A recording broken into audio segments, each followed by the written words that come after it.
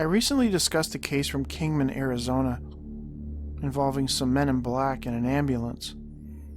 Curiously, UFO researcher Harry Drew, the man who worked on the case, also brought to light another bizarre incident that occurred on May 24, 1953, 2 days after the well-known Kingman UFO crash.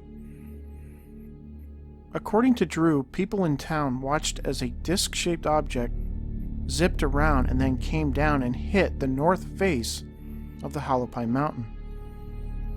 This set the forest ablaze, and people in town scrambled to get their equipment and get up to the mountain. This was front-page news for a week, noted Drew. While fighting the fire, a forestry official and other men observed 2 individuals wandering around aimlessly, quote, like they were lost. Apparently, while this was happening, Air Force officials were observed dragging away wreckage and 2 dead bodies. The forestry official thought the 2 men looked suspicious, and so he took them into custody. He believed that they might be arsonists. A reporter for the Kingman Daily Miner was on scene and observed the arrest. He followed the official, writing down everything he saw. The official took them to the sheriff's office and brought them down into the basement, a place with a concrete-walled interrogation room and no windows, and only 1 door. The building was equipped with 2 alarms that you had to pass through to get access to the room. It was nearly impossible to escape from it without being noticed. The 2 men were brought into the interrogation room and the door was locked. They were waiting for the sheriff, Frank Porter, to get there so they could explain to him what was happening. The reporter, the forestry official, and 3 to 4 other officers were waiting outside the interrogation room when he finally arrived, and they explained what was going on. Porter immediately told them to open the door so that he could speak to the pair. Of course, when they opened the door, the 2 men were gone. It was as if they had vanished, as there was absolutely no way they could have gotten out of the room without being spotted. Even more bizarre was that the sheriff reacted oddly.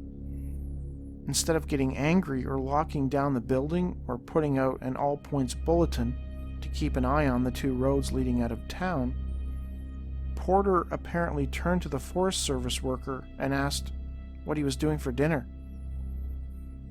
On the front page of the Kingman Daily Miner the following day, the story of how, quote, 2 strange-looking men, exact quote, were taken into custody, but somehow vanished under the noses of officers and even the person covering the story.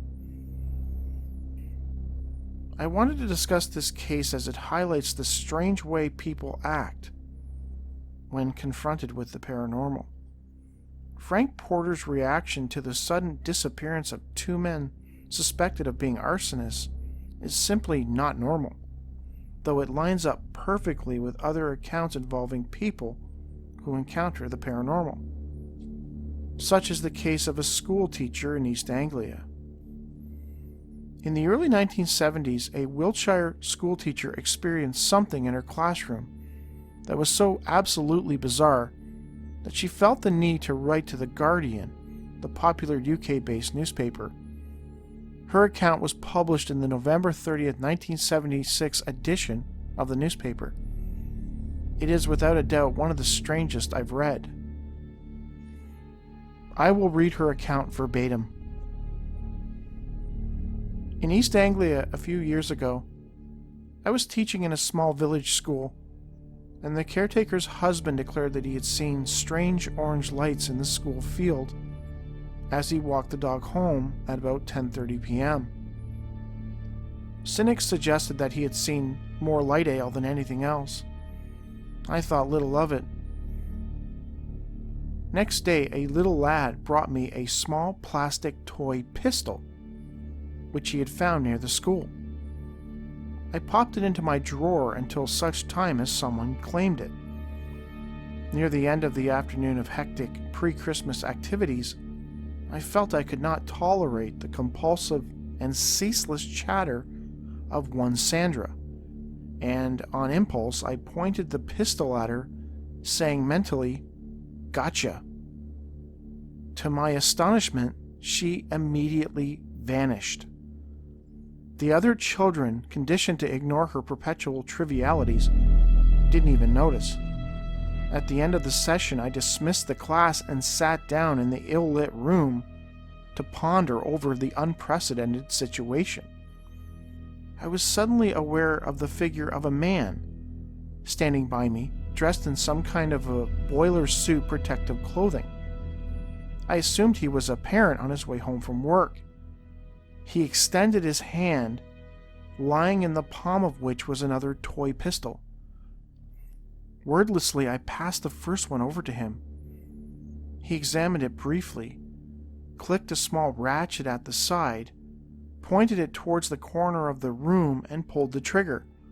To my utter amazement, Sandra reappeared immediately in full spate, breaking off only to observe that it was time to go home. And as I sat there, Sandra and the stranger independently disappeared into the evening gloom. What to make of this bizarre account? Mike Dash discussed this case in his book Borderlands, noting that it seemed inconceivable that other children would not have noticed their classmates' disappearance, and that the teacher would wait until the end of the lesson before contemplating a search. Though he seemed to understand that the paranormal just works that way sometimes. Things occur that seemingly make no sense in hindsight, almost like the participants are in a type of dream state. Why did the teacher not panic at the disappearance of the child? Was it because her brain simply could not understand what was happening? Or, like many people, did she assume that it was some kind of prank being played on her? Or was she being manipulated by unseen forces to respond exactly as she did? Many abductees describe feeling emotions or acting in ways while in the presence of beings that are outside the norm of their typical behavior. The sudden appearance of the man in the boiler suit protective clothing seems to indicate that they were aware of her and her activities, though it is questionable why the child would suddenly appear, seemingly oblivious to the events that had just transpired, unless of course she had been placed in some kind of frozen time. On September 27, 1989, in Voronezh in the Soviet Union, witnesses to a UFO landing described how a kid seemed to vanish after one of the beings that had exited the craft pointed a device at them.